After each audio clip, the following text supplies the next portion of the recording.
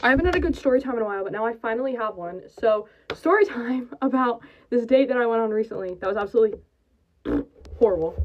Okay, so a little bit of backstory. Him and I met at a concert that I went to. The building was super dark, so I couldn't really fully tell what this guy looked like.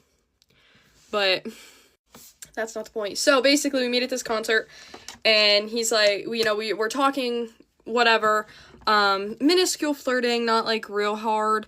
And then he asked if I want to get dinner the next night, which would be Friday night. And I'm like, yeah, sure. Because, at this point, I was like, well, what do I have to lose? Literally nothing. I'm at a concert at a dive bar. Fast forward, Friday night. Mind you, throughout the day on Friday, he was texting me about how excited he was and blah, blah, blah, blah. Only to find out this guy had to drive an hour and 45 minutes to come pick me up. So the effort was there, and he did bring me flowers. I told him that my favorite flowers were wildflowers, and he did the best that he could in terms of getting me those. And they were those, like, dyed ones. So I don't know what wildflowers he's picking. But again, the effort is there. Cannot complain. So he comes to my front door, and he definitely thinks he's meeting my parents. Not happening. My parents do not meet the guy until I am, like, for sure that the guy is going to be sticking around for a while, whatever. The only rule is you have to come to my door, which is bare minimum. Just a heads up. So he gives me these flowers. We go, whatever. I get in his truck. Should have known right away. Instant red flags. He's got the, like, star-studded, like, what is that? Like, ceiling, I guess. He asks me my favorite colors, and I was like, oh, it's blue and purple.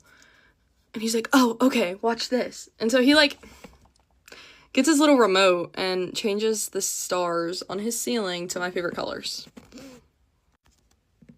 Yeah, didn't really know how to feel about that one. But, so we're in the truck, whatever, and he's like, oh, yeah, is, like, the temperature okay, blah, blah, blah. Like, if you're hot, cold, whatever, like, you can just change it. Like, small gentleman, I guess, talk.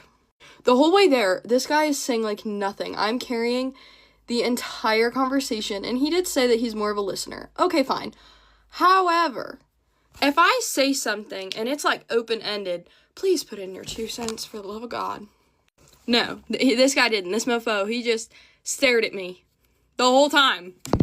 From this point, I knew it wasn't going to work out because he instantly reminded me of a guy I dated in high school, my sophomore year of high school. I'm not trying to float back that far. Whatever. We get to Texas Roadhouse, whatever. That's the place that we went to eat, which is fine. Don't care.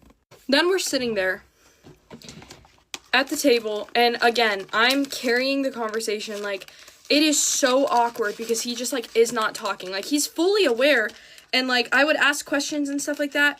No freaking reply at all. It was driving me crazy because my thing is I like to listen too. So I gotta have equal yapping on both parts. Then, again, while I'm carrying this conversation, he's, like, moving stuff around on the table and whatnot. And he, like, shoves my food into me to where it almost falls off the table. I was like, oh my God, bro. But wait, there's more. So then, at one point, we're just sitting there, like, we're not talking, because at this point, I give up. I hit my word count. And normally, I'm a yapper. If you know me and you've hung out with me, you know I will yap until my heart, like, explodes, as long as you're willing to listen.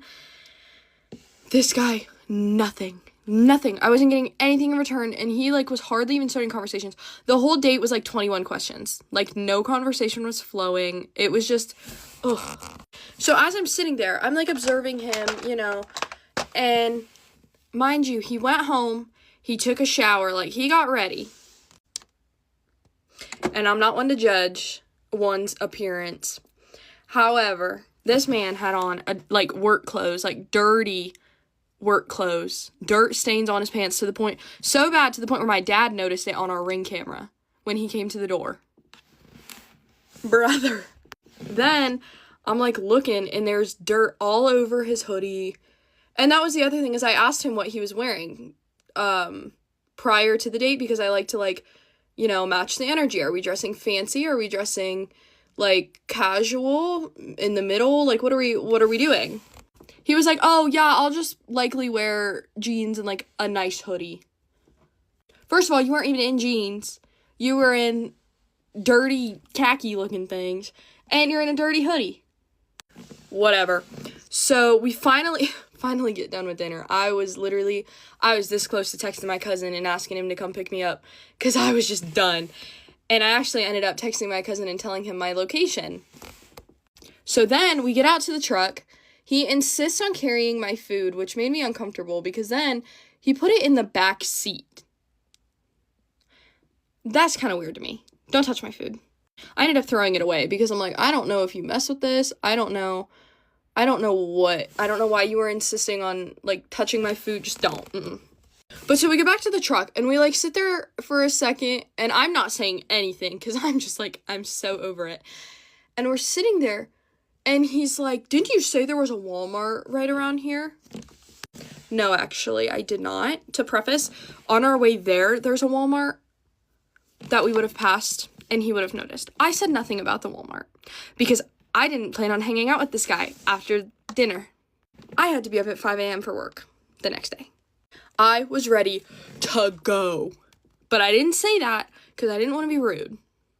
So I was just like, oh, yeah. Like, I thought he had to go in and, like, go shopping or something. No.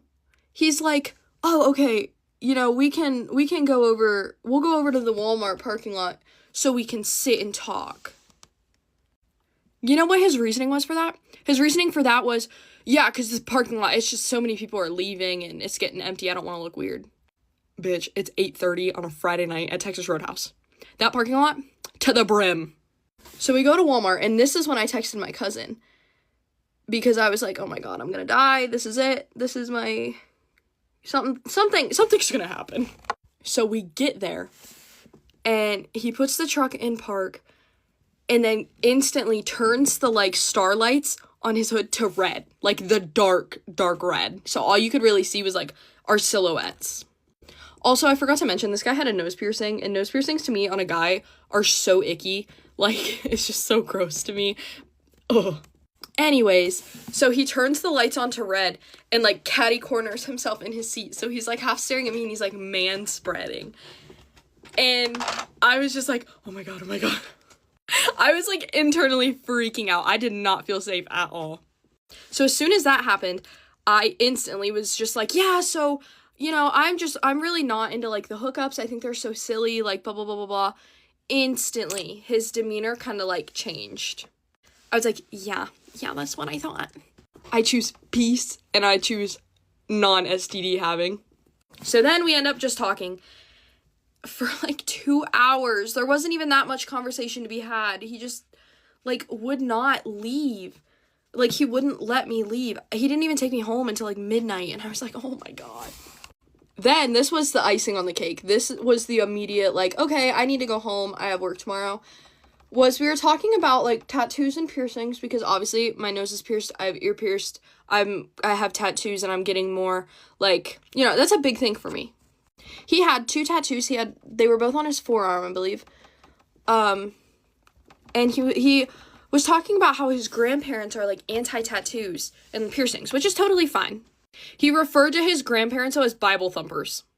I'm a Christian, so that to me was instantly like, nope, red flag. So my response to that was, oh, well, this is my cross tattoo with my favorite Bible verse, and then if I'm not working on a Sunday, I try to go to church. He was like, oh. So, like, right after that happened, he was like, okay, like, I should probably take you home. And I was like, yeah, I think you should. So he took me home. I explained everything to my parents, and I was like, yeah, this is a no-go. By the way, he made me hug him at the door.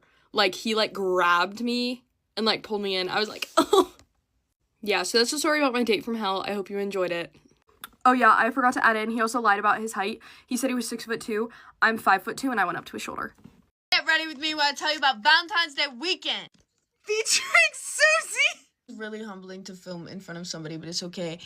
It's okay. I might laugh a little bit, but... That's okay. So, on the 13th, I was invited by this one dude, and he said, hey, why don't you come on down by me to the bars tonight? And I had to ponder on it for a little. This dude's been hitting me up for like 10 months, so I figure we can give it a shot. But he's kind of bad as fuck, so I pulled up to his college, and we had a little pregame. And at this pregame, I was welcomed into the roommate family by his roommate. So that was pretty cool. Shout out Fred. cannot talk all like enthusiastic like that. Bro, the whole damn friend group fine as hell.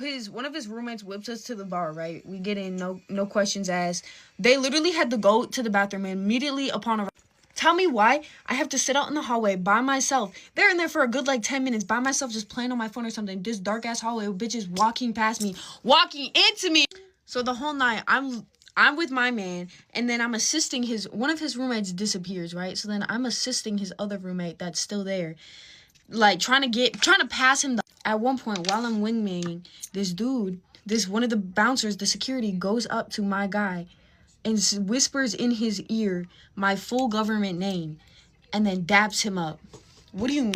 He said, "Oh, you fucking on so-and-so? Good for you, dog." Yes, bro. And I'm pretty sure he's the guy that I matched with on Tinder like 5 months ago, and I accidentally ghosted because I forgot he existed. But it's okay because he was nice enough. He'll just freak anything that walks or breathes. I don't even know if that's you have to have. That proceeded to happen probably like 7 more times of my name. Mind you, I'm at a bar an hour away from my own dwelling, from my own house.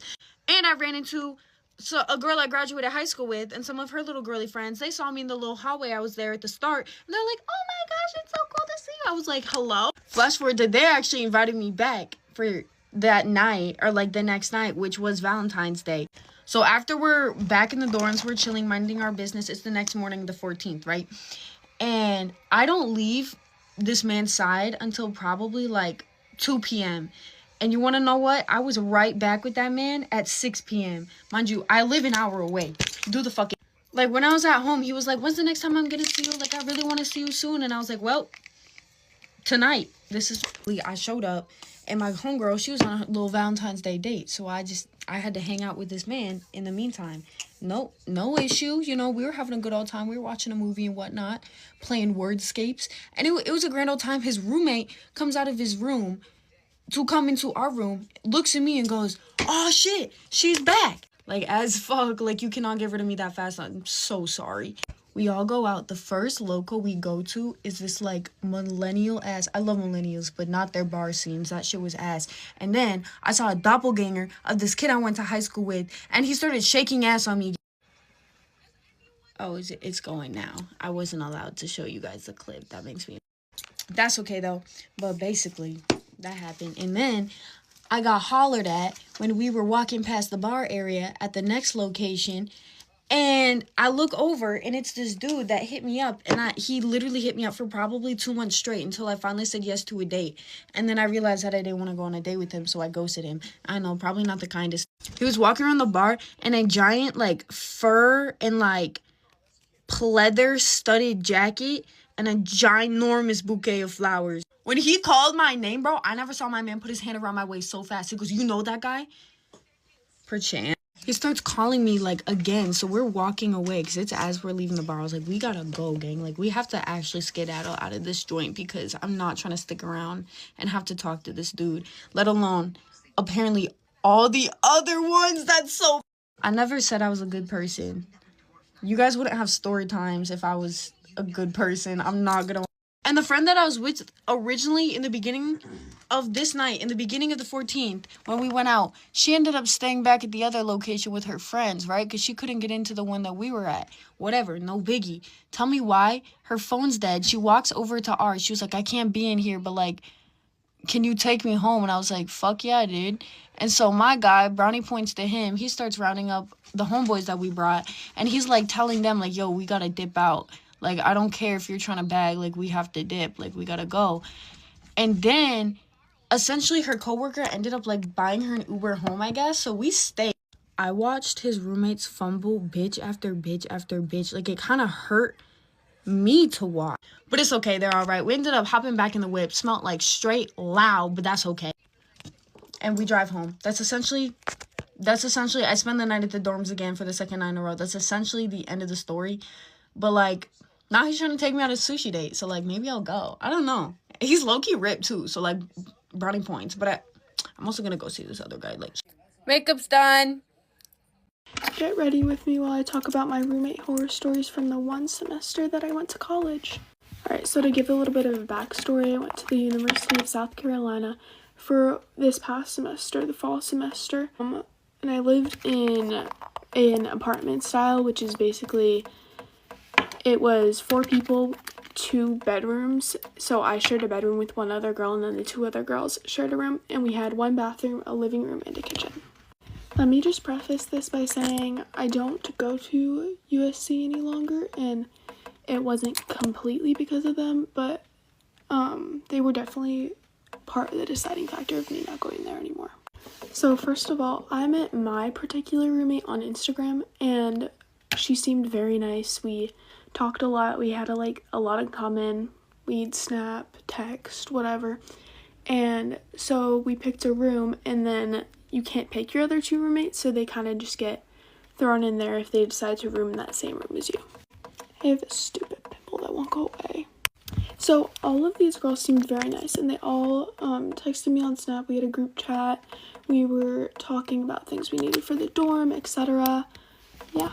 So the 2 girls that were living in the other bedroom moved in a week before me because they were rushing and I wasn't.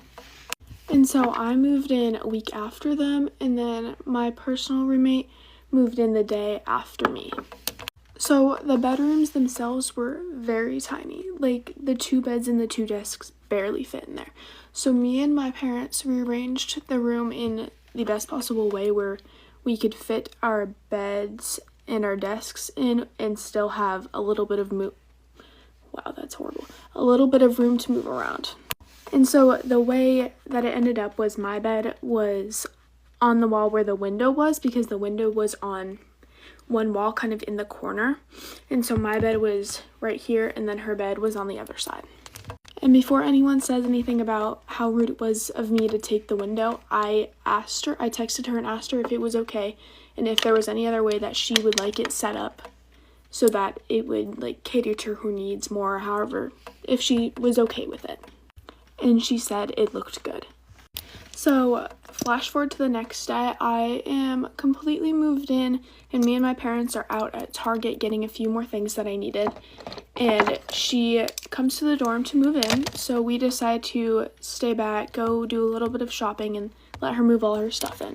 Oh, and I forgot to say, when I moved in, the other 2 roommates that I had, they were very nice and welcoming, and we talked a lot, and everything seemed great. So my parents and I finally come back from the store about 2 hours later, assuming that she has already moved in the majority of her stuff and is probably just putting things away. So we walk in and we hear that she's in the bedroom with what we think is probably just her parents. So we sit in the living room and quietly respect them and allow them to have their space. So eventually I go into the bedroom and I needed to grab my computer, but I say, "Hi, my name's Morgan. I'll let you guys have your space so you can move in," and they all ignore me.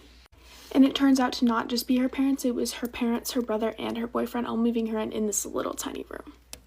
And so I revert back to the living room so my parents and I can get some things sorted out. I needed to order some stuff and whatever.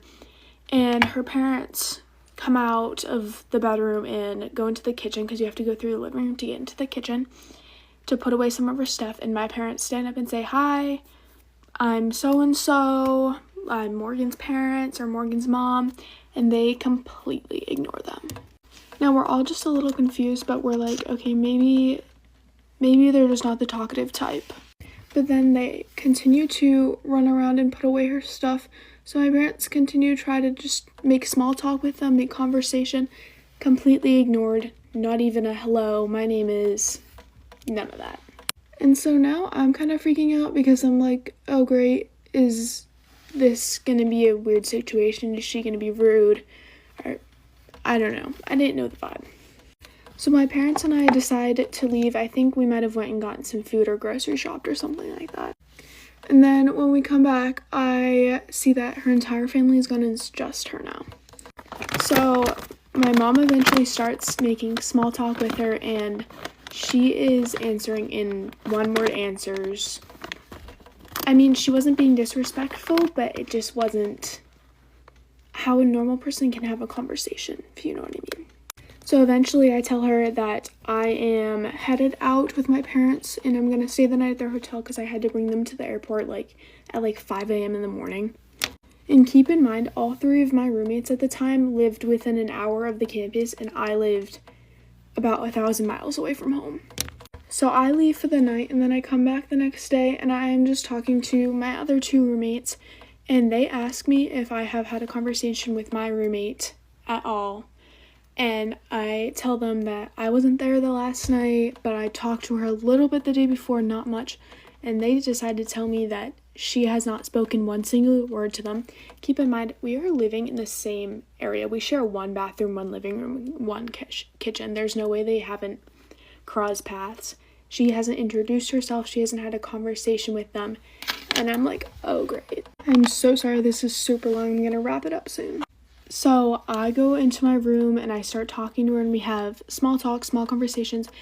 But this girl doesn't know how to keep a conversation going. She doesn't ask me questions.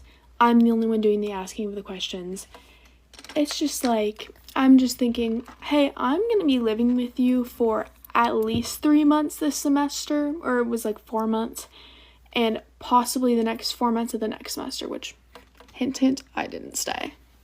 And so this is your sign to always make good impressions on especially someone that you might be living with. But anyways, this is just my first interaction with her. I lived with all 3 of these people for about 4 months, and trust me, way worse happened. So if you want a part 2, let me know. Because if I'm being honest, the part where she doesn't talk to me and her family doesn't talk to me is not even the beginning of it. There is way, way worse. And not only with her, with the other 2 as well, which, not as much hate to them. They were very kind and sweet to me, but they did some things that were not okay as roommates, and just not okay in general. They were definitely all interesting, and I'll have to make a part 2 because I need to talk about some of the craziest things that they did. Get ready with me while I talk about my crazy roommate stories part 2. Also, please ignore what's going on my neck. I am currently marinating in self-tan. So I'm going to skip ahead a little bit in the year to about a month into my college experience. So I personally am not like a super clean freak, but I like my room to be clean. It might be disorganized, it might be messy, but it's not going to be dirty. And my other 2 roommates that I didn't share a room with, dirty. So to start off this conversation, there was multiple mornings where I would wake up and our entire place would be trashed.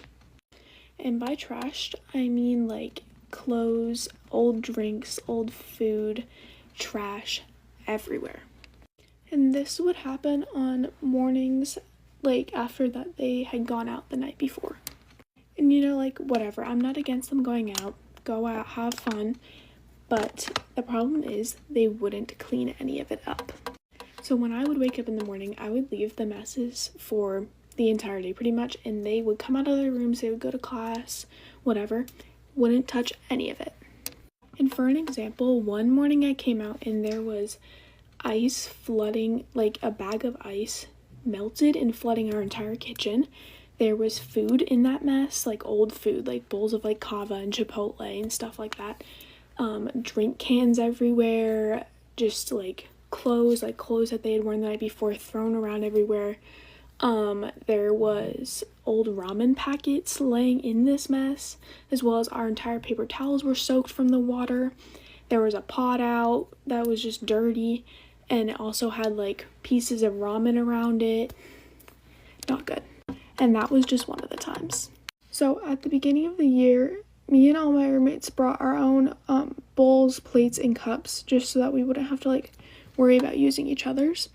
Yet these 2 decided to always use my stuff, and they wouldn't ask. So there was multiple days that I went to the kitchen to see my bowls and my plates that I had not used in the sink, just sitting there like disgusting. Like there was one time that there was something frozen solid inside of one of these bowls, and it was gross.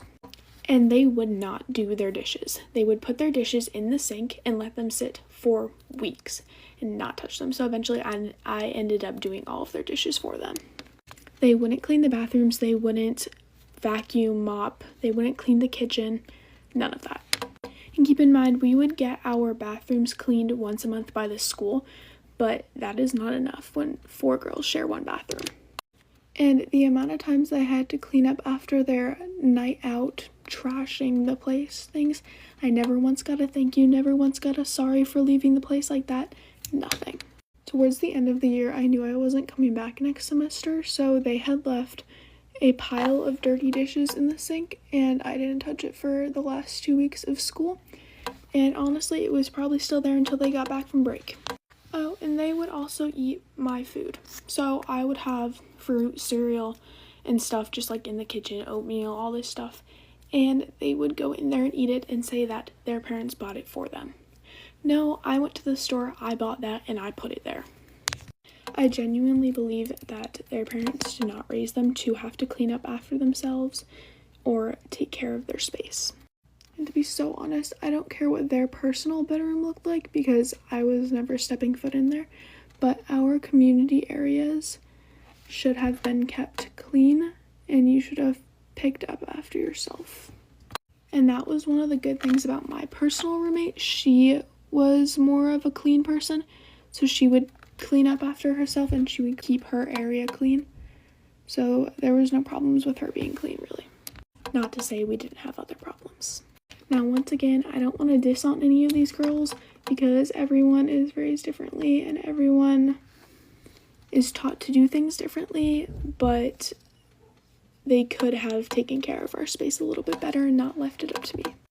Also, our trash can, we had a shared trash can in the kitchen, and honestly, all they had to do was take the trash from our bedroom to the trash chute that was right here, right outside of our door, and they only did that probably once or twice, and that thing filled up every 2 days. So, and I don't know if it was just a lack of realizing how dirty the space really got, but they never cared to do anything to keep it clean. And let's not forget how they would never clean up their leftovers after they got takeout from somewhere. Bowls of kava would be sitting on our table for weeks on end, and that is absolutely disgusting. They wouldn't even put it in the fridge, and they wouldn't eat it again, so I don't know why they didn't just throw it away. And while yes, it was our space, so they had every right to make it their own and put things where they wanted, they never cleaned it. So there's so much more I can say, not just about them being dirty, but about other things that they did, so comment if you want a part 3. Story time about the worst restaurant experience I've ever had. Okay, so this story happens on February 13th, the day before Valentine's Day. Me and my boyfriend decided to go out to eat the day before because we knew that it was going to be extremely packed the day of Valentine's Day. It's a given. So, we decided to celebrate the day before, also because I was going to be working the day of Valentine's Day. Decided to book a reservation to this one restaurant called Black Angus Steakhouse. So I'm honestly not sure if we booked a reservation for 7 o'clock or 7:15, but we got sat down at 7:10, nothing out of the ordinary. But we sit down, and off the bat, it takes us 15-20 minutes to even be greeted by our server and even get offered drinks. So the server finally comes, we order our drinks, and we start looking at the menu at what we want to eat, obviously. And I kid you not, it takes another 15-20 minutes for us to even get our drinks. And after 15 minutes of waiting for our drinks, we get our drinks, and we kind of already knew exactly what we wanted at that point. After getting our drinks, he walks away. So we wait a good 5, no more than 10 minutes, and then our server finally comes back up to us asking if we're ready to order. We say yes. I forgot what it was. I think it was something called feast or something. Basically, you get an appetizer, 2 entrees, 2 sides, and a dessert. We order everything that we want, and he leaves. 20 minutes later, we think he's coming back with our appetizer. Instead, he tells us everything is sold out. Not everything, but what we picked specifically for the appetizer was sold out. We pick another appetizer. At that point, we're starving already. He leaves. Another 20 minutes go by. We finally get our appetizer. 40 minutes in to dining there already, and we're barely receiving our appetizers. We haven't received our food, but we're barely receiving our appetizers. By the time we receive our appetizer, we kind of already know we're probably already going to receive our entrees because of how long we waited just for our appetizer. We were already sitting for probably already an hour. Well, actually, we were sitting down for over an hour already, and still no fucking food. None of our entrees have came out. that point, we were already really frustrated. We were asking each other if we want to just leave and go to freaking Chick-fil-A because we were really starving and we just wanted to eat, and we were waiting for God knows how freaking long. Finally, I see a cook, not a server, a cook come out with 2 plates. I'm thinking that it's for us. I look at my boyfriend, let him know, like, hey, like, our plates. No, he walks past us and he gives the plates to the couple sitting next to us. So I'm like, okay, that's not our plates. The couple calls the cook back, letting him know, hey, these aren't our plates. He brings them back. My boyfriend tries to call him to like see if maybe if those are our plates, to just get them remade and then just bring them over. He looks at my boyfriend dead in the eye and turns the fuck around back into the kitchen. Not even 2 minutes later, we see a server coming out with our plates, walking past us to go throw them away, obviously. And another server comes to the table that was given our food, apologizing, saying, I'm so sorry, you were given someone else's food, we're gonna make sure you guys are taken care of, we're so sorry. No one came up to us. No one came up to us letting us know the situation, that they gave someone else our food. They apologized to the older couple, but us, they didn't. And I'm honestly kind of assuming, or like feeling, that they were only not taking care of us because we were a younger couple. 10 minutes later, after ours get thrown away, we get 2 plates saying that this is our food. So it takes 10 minutes to make our 2 plates of food, but we waited over an hour. I'm trying to cut into my steak.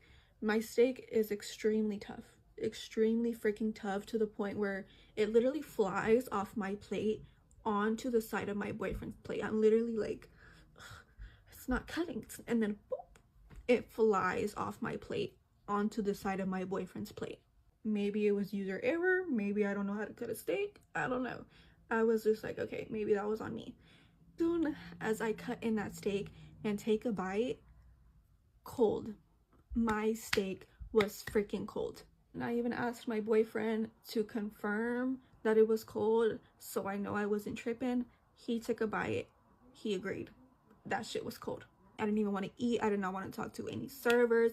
I did not want to talk to anybody, because if I waited that long for a cold steak, I'm not gonna wait and however long for it to be remade. Like, no thank you. So my boyfriend asked for to-go boxes and our dessert, and we wanted to just take our dessert to go because we did not want to sit there any longer. To get our to-go boxes and our dessert took another 20 minutes, bitch. It took another 20 minutes. Like, we literally got there at 7:10. We didn't leave there till damn near almost 9, like 8:40, 8:50, bitch. We didn't leave there till 2 hours damn near later. I was gonna put lashes on, but Kai Lash was literally so bad. I pulled a Karen and wrote a Yelp review about the whole thing. Literally showed pictures about everything, timestamps, how the steak looked, and everything. I got a response back from like the guest relations, basically saying like, oh, like, we're so sorry for your experience, email us at this email. I emailed them. They asked me for my phone number so they can call me. They never called me. But I genuinely felt like the reason we weren't being taken care of was because we were a young couple, and I know that younger couples tend to have a reputation at restaurants that they don't tip. I'm not sure if we just weren't getting proper service because we were a young couple compared to the older couple that was sitting next to us, but I don't know. Okay, y'all, this is the finished glam. That's the end of the story time. Moral of the freaking story, bitch. Don't go to Black Angus Steakhouse. It's literally not worth it. Get ready with me while I tell you about the craziest time I met someone's mom for the first time. Buckle up. So a little backstory. I was a freshman in college. I was on the college cheer team, and I had met this guy. I'm going to call him Todd. And me and Todd had hung out a few times. Nothing serious. So it was football season, and we had a away game that I was cheering at. So we went to the game, and he had told me he was going to go to the game. And I was like, okay. It was a ginormous stadium, so I did not think I was even going to see him. And my family came, so obviously I thought I was gonna ride home with them. Well, after the game, he somehow found me, which was fine, but then he asked my mom if I could ride home with him. And it was like a 4-hour drive home. And I was like telling my mom, like giving my mom the signal. She didn't catch on, so she's like, yeah, sure, that's totally fine. I was like, oh my gosh. So before we drove home, he was like, I really want you to meet my family. And I was like, please no, like literally please no, because they lived somewhere up there. But I'm too nice, of course. So then I was like, okay, sure, yeah. And so we drive like, I don't know, maybe like 30, 45 minutes away, like further away than we already were. And we pull up to his house, and he gives me no warning, none, about anything his mom was gonna say, nothing. So I was like, okay, this should be fine. Usually I can pretend and act like I'm having a good time, whatever.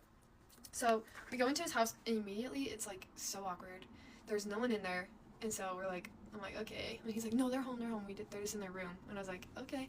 So we go to their room, which I just feel like is disrespectful. I don't really feel like I should be in a parent's room, especially the first time meeting them.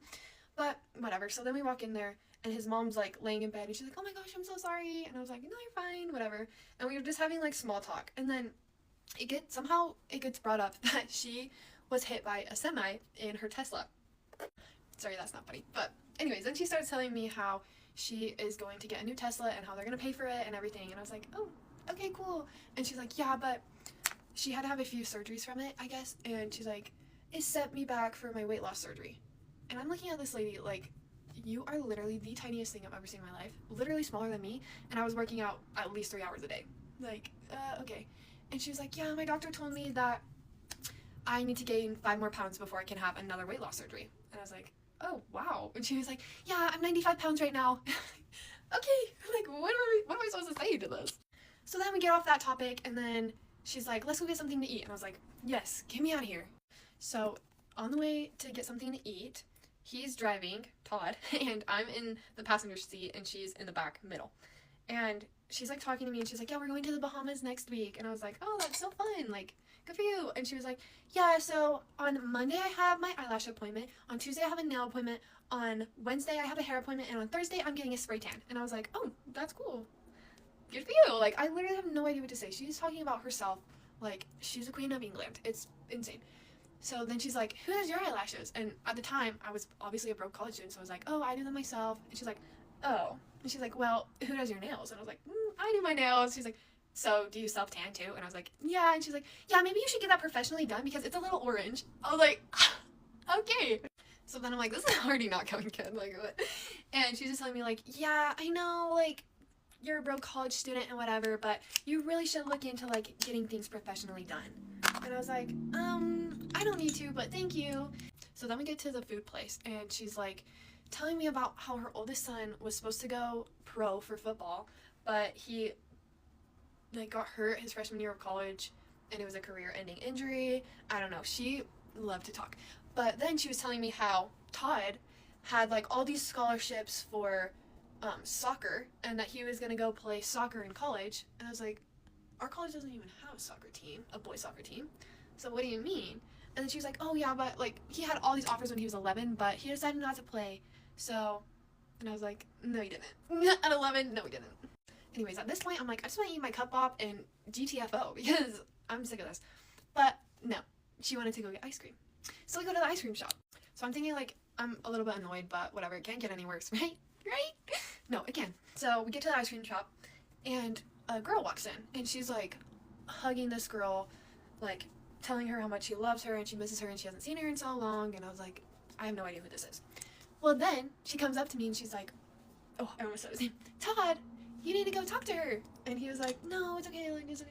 And she's like, that's his ex-girlfriend. And I'm like, okay.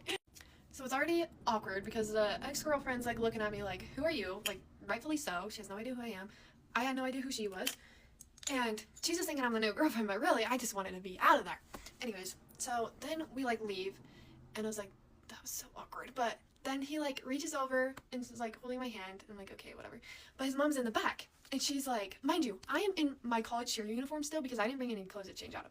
But she starts telling me that this ex-girlfriend was so insanely good at cheer, and she was supposed to go D1, and she was the most amazing cheerleader she's ever seen, da-da-da. But then she had an accident as well, which is also a freaking wild story in and of itself, but that she couldn't go cheer. And then she was saying how she's getting back into it. Mind you, it's like, I don't know, maybe like August, September, and she's like, yeah, she's gonna try out for the cheer team. And I was like, what do you mean? like, she was still in high school. And I was like, shouldn't she already be on the cheer team? Like, the season has started. I genuinely did not think that it could get any worse. She's literally saying how this girl is the best cheerleader ever while I'm in my D1 college uniform. Like, okay, whatever. So it does get worse. Then she started saying how they were supposed to be together. They were meant to be. If it was truly meant to be, then they will come back into each other's lives. And she really just loves her and misses her so much. And she was so happy that she was able to see her. And I was like, ma'am, your son is literally trying to hold my hand right now in front of you. I still haven't gone to eat yet. So I cheered a whole game, drove to their house. I still haven't eaten. So we get back to their house. And she's like, oh my gosh. Her and her husband start arguing over something. And she's like, every time we argue, I just have these seizures. And I was like, what? She was like, yeah, ever since my accident, every time I get like stressed out or something, I just start seizing. And so I was like, okay. She sits down on the couch by me. Todd leaves and he's like, I need to go pack some things up. And she literally starts seizing next to me. I was genuinely like, this cannot be real. This whole day, like, what is going on? No, it was real. And then her husband comes and sits by her and is like comforting her. And I'm just like petting their little dog, like, hey buddy, like, what am I supposed to do? So then, like, the older son comes upstairs and he's like freaking out, like literally on the verge of tears. He's like, oh my gosh, mom, like so scared. And I was like, okay. And he was like, I'm so sorry. And then he like turned to me, he's like, I'm so sorry, like this happens all the time, but you can just get out of here. And I was like, yes. I'm like, I'm gonna go find Todd.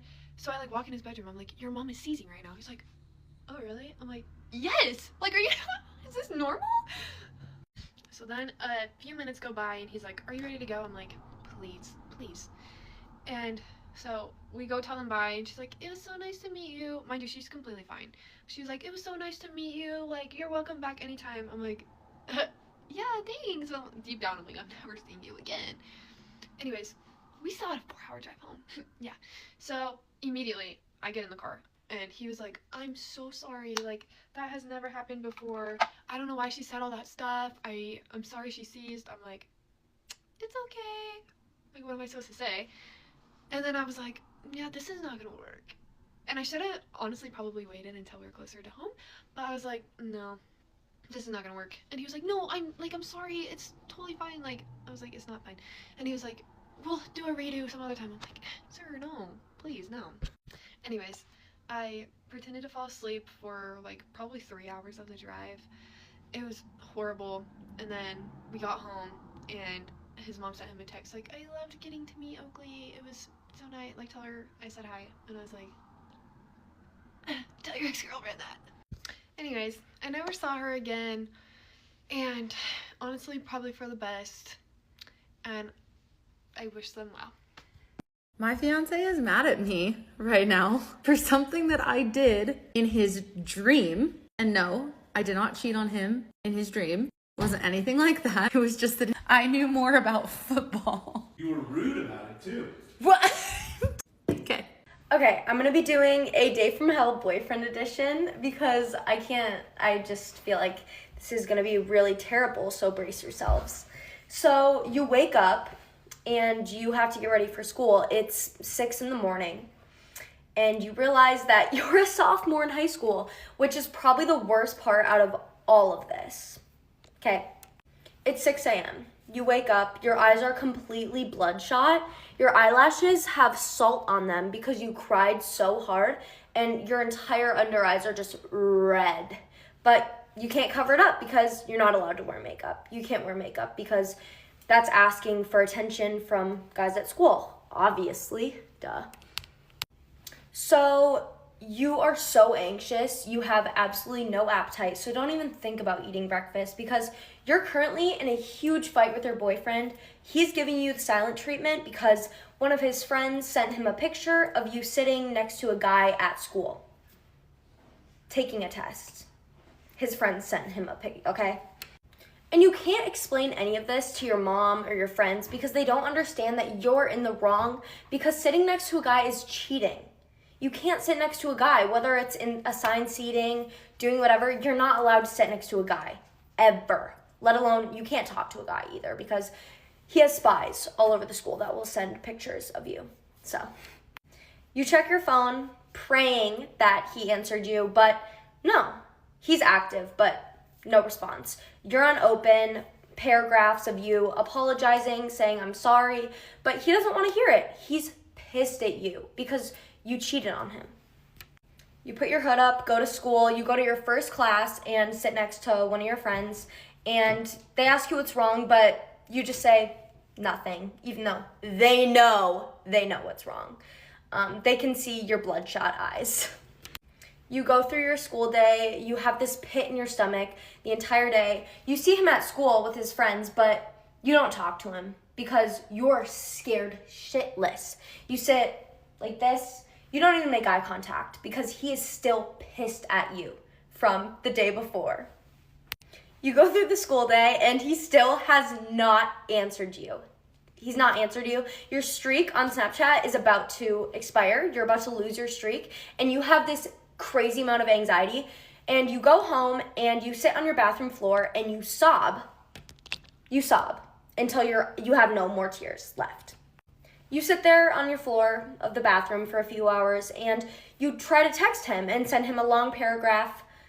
He doesn't want to hear it. He is still extremely pissed at you, and he doesn't care that you are bawling your eyes out on the floor of your bathroom.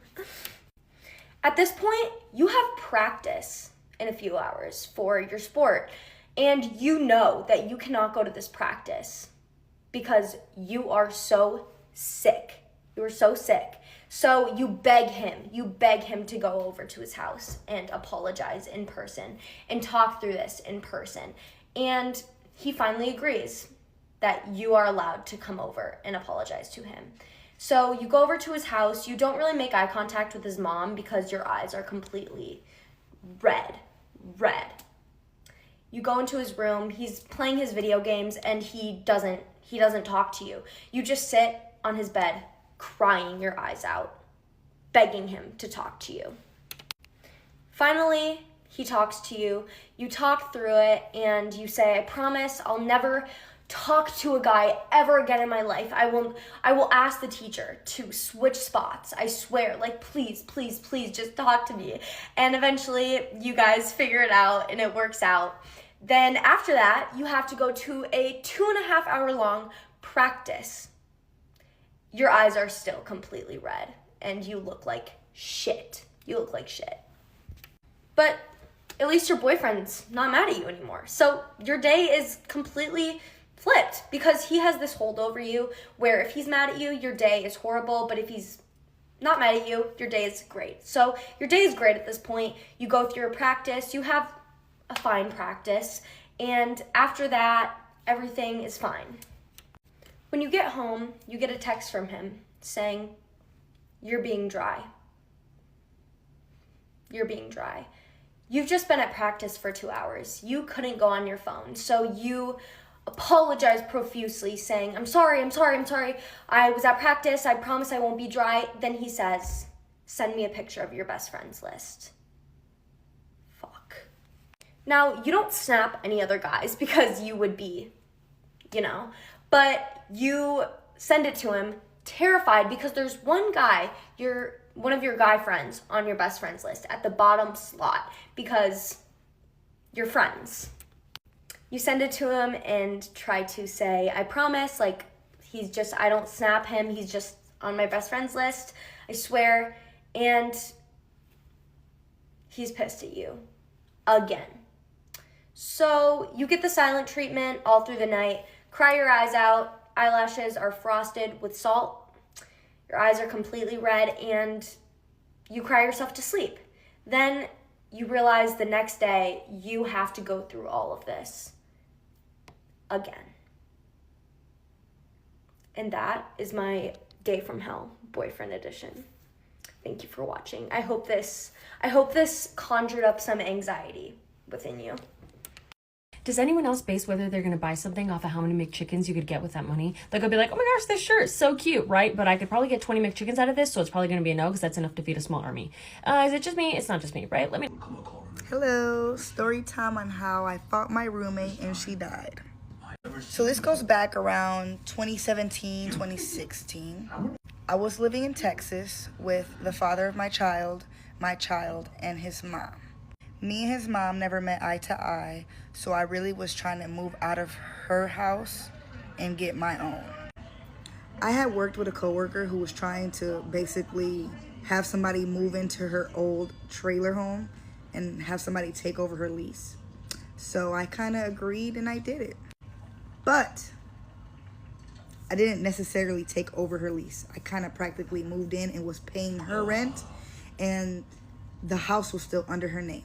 I know, big red flag, I know. But I was trying to do whatever the fuck I could to get up out that house. Was not trying to live with my baby daddy's moms no more. So I did what I had to do. Okay, so let's fast forward to the move-in day. The day before I moved in, I went to her house, to check it out and see how everything was. But the only problem was that all her shit was still in there. I would think if she wanted to move somebody in ASAP, she would have moved all her shit out, right? Second red flag. So boom, I'm payment ready, and I'm like, okay, so like, when are you taking your shit out? She claimed that she still had a whole bunch of stuff in her car, that she was still moving to her new boyfriend's house, and that she needed some time. Fine. The next day comes. I'm moving in. Her shit is still there. I would think that she would move it all to like an extra room that we had, but no, she didn't. So what I did was moved all her shit to the other room. Mind you, the conditions of that house was fucking horrible. Over here. Okay, I could have been a little bit dramatic. Not horrible, just really fucking messy. Clothes everywhere, baby stuff. Just a hot freaking mess. Now, the only thing I would say was dirty was the bathroom. I've never seen a toilet yellow, like a dark reddish. It was just horrible. So I go in, boo, boo, boo, with my crew, and we clean that house up, right? Everything's going great. 2 weeks go by. I gave her, let's say, a security deposit plus first month's rent, because I think I was moving in close to the first, so that's what happened. I'm trying to remember a little bit. Someone comes knocking on the door. Hi, is so-and-so here? I'm like, no, she went out, but she'll be back soon. Is there anything I need to tell her? Yeah, I just wanted to let her know she hasn't paid her rent and she's gonna get evicted if she doesn't pay it. Eviction? Hold on. Let's pause it, reverse it, and wind it back. I gave you a security deposit. First month's rent. And you mean to tell me I'm about to get evicted? So here I go. Call her up. She claims it's a late fee of something she didn't pay on the property and blah, blah, blah. But she was going to get it paid immediately. Thought so. Because what? Are we like at fourth or third red flag? So here I go again. Bringing up the getting your stuff out situation. She said she was going to come the next day and get it. The next day comes. The next day comes. She gets her stuff. And I can finally enjoy my little spot. Or whatever.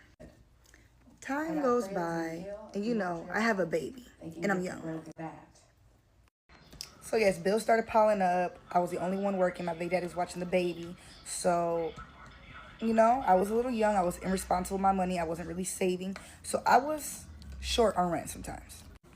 Mind you, sometimes. And when I was short, I made sure to pay it as soon as I got paid or got some money.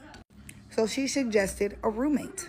Somebody I knew and she knew. We all worked together. This person was garden friendly, which I was too. And we were like, fuck it, let's try it. I had a whole other side of the trailer that I didn't use because my daughter was a baby still and she slept with me in my room. So I basically had a whole extra bathroom and a whole extra room. The room where she had all her shit in. And she told me that if he moved in, they were gonna take $400 off the rent. So I'm like, yeah, why not? Let's try it out. Well, then she said, I forgot to tell you that his mom is gonna move in with him. But that's another extra $100 taken off. So you only gotta pay like $300-400. I'm like, cool. Like, this is better than $900, okay? The room at the end was super huge and they had like a bunk bed. So I don't know how they made it work, but they made it work. I had my side, they had their side. Didn't have to worry about anything. The electricity bill was still under my name though. And I had this electricity thing called Go Gritty. So basically, whatever you put, when it's done, the lights cut off. If I put $10, once them $10 of lights that I use runs out, they cut off. They had certain days that they will charge a penny for the kilowatt. So it was pretty cool. I had my shit managed and controlled. I paid like about $20 a week for my electricity. These people moved in. Electricity bill started getting high. It was getting so bad that it was the point that I was damn near almost paying the same amount. Like, I am not lying. When I tell you these people used to wash every 5 minutes, used to be up, just doing the freaking most, and I used to be like, what is wrong with them? They don't sleep. They don't turn off shit. Like, what the fuck? So I started complaining to Ogre. I'm like, you need to tell these people to chill out. I really wasn't trying to be messy and go tell them directly because, you know, we all live in the same roof, and I didn't want stuff to get hot. You know what I mean? So I kind of was just going to her because she was like, you know, our landlord. So I'll complain to her so she could talk to them because she was more closer to them than I was. I worked with them, but I didn't hang out with them. You know, she hung out with them. So basically, my baby daddy stayed at home with my daughter. I was always working, so he kind of knew how they were more than me. I got home late. I used to just go straight to my room, shower, and go to bed. I didn't really react with them, you know? And on my days off, I wasn't really trying to be there. I'll go hang out with some friends, go find something to do. So the son ended up getting fired from my job because he went off on a coworker. And now I'm like, well, let's see how these bills go, you know? I guess his mom had him because she was getting a check every month. So she kind of covered his part of payment. So I guess they worked out. Well, then this is when shit started hitting the fan. Why the mom supposedly said her check wasn't cutting it, so she needed her boyfriend to come over. So I'm basically like, are you selling coochie, bitch? But okay. It was her husband. They were plotting on moving in one by one the whole time. Because every time he came over, it was like one day, then he'll leave. Then it became 3 days, then he'll leave. Then it became a week. Then next thing you know, the motherfucker was practically living there. Like, what the fuck? So I started getting really uncomfortable because I'm like, damn, like this house starting to feel like it's theirs. It doesn't even feel like it's mine. Like, it's just getting weird. Then there's the kicker. So I guess the son had kids that he shared custody with some lady, and they started coming around, which I don't mind because kids don't got nothing to do with grown folk business. But the house just started getting really full, and it was just too much. My light bill was skyrocketing. They always had some excuse when I told them to give me some money for the light bill. It just started getting real fucking irritating. So come to find out, my baby daddy was, and the whole time, he was serving them. Like, what? Wait a minute. And I'm speaking about garden. I'm not talking about nothing too crazy. Like, no, we're not cartel people. So I guess they were fronting from him and they weren't paying him, and a lot of shit was going on that I didn't know about because, like I said, I will be at work. Another thing that got really uncomfortable because it's like, so you're doing all this behind my back and my daughter's in the house? So one day I'm at work and I get a text message from the landlord, which is the girl that I worked with, and blah, blah, blah, you know who. She got the nerve to tell me that I need to be out by tomorrow because there's some things that the roommates told her that she's not liking. So I left the job, called her up like, what is going on? She tell me that these motherfuckers told her that we were part of some cartel crew and we was over here doing a lot of, you know what? Like, excuse me? Do you think if I was doing all that, I'd be living with y'all motherfuckers? And this dumbass bitch believed it. Then my dumbass wasn't on the lease, so I have no way to just stay in this house. So I get home, and I start going off on all of them. Come to find out, the only reason why they were mad is because they were fronting from my baby daddy and weren't paying him, and he wanted his money. So y'all go tell and make it seem like, what? So me and this fucking lady was damn near about to, like, fight. When I tell you my baby daddy and her son had to break us up, the house was hot. I was packing my shit and I was about to go live with my sister-in-law and her boyfriend because I was just like, I got to get the fuck up out this house and get my baby out of here. Mind you, it's like July in Texas. It is freaking hot, so hot. It's like a human hot, like you feel like you're melting. So the next morning comes. My baby daddy was the type of person, he worked with contracts like landscaping, doing stuff like that. So he had got a job and he went to work. And I was like, perfect, because he gets paid by the day. That can help us out with all the moving shit we got to do. So I'm at the house by myself with my baby. And why the son had the nerve to try to check me? I'm like, out of all the days when my baby daddy's been home, you want to check me when he's not here? Okay, I got something for you. I wait for my baby daddy to get home. He got home. My baby daddy's already pissed off about the whole situation. We already got to move. So much going on. So, my bad. He starts arguing with the son. They take it outside. So, mind you, they take it outside. They start fighting. Here comes the mom. The older lady. She was about 53, 54 years old. She comes outside with a fork. Because, you know, I'm outside just watching, see nothing, you know, nothing of the ordinary happens. She come out with a fork, trying to lunge at my baby daddy.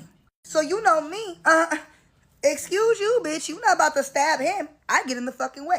I get stabbed with a fork. Me and her started tussling. When I tell you this lady could fight, I never seen an old lady fight like this. Like, it took me a while to get her to the ground to whoop her ass. So we over here, boo, boo, boo, boo, boo, boo, boo, boo, boo, boo. I get on top. I start whooping her ass. But as I'm whooping her ass, I look down. I'm like, this lady is old. Like, let me just stop. So I get off her.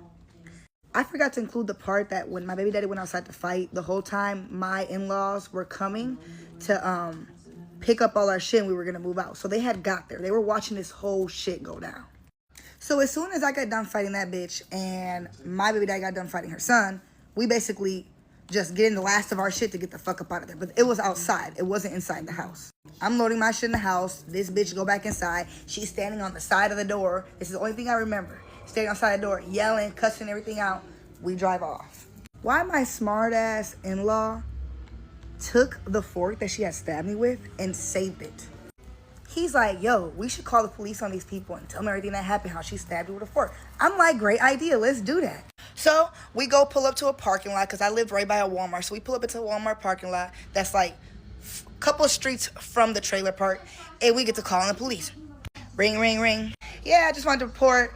I just got stabbed. This is the address. Da, da, da, da. The 911 call on the phone was like, oh, ma'am, we already have units sent that way because somebody's possibly having a heart attack. What? A heart attack? Who? Now I'm fucking scared because it's like, it better not be that old lady. Bitch, it was. I'm leaving because I'm on basically the suburbs of Houston. They lived in Northside Houston. So, you know, if you know, that shit is like an hour and 40 minutes or like maybe 40, 50 minutes away. It's far as fuck. I really don't remember. So we already halfway there. I'm getting calls from my neighbors. I'm getting calls from people, my neighbors, people that know me. Hey, Bella, like, there's yellow tapes at your old house. What is going on? Hey, Bella, the old lady died. What is going on? When I tell y'all I was froze, I couldn't think, I couldn't speak. I didn't know what to do because all in my head, I'm thinking like, damn, did I just, this lady?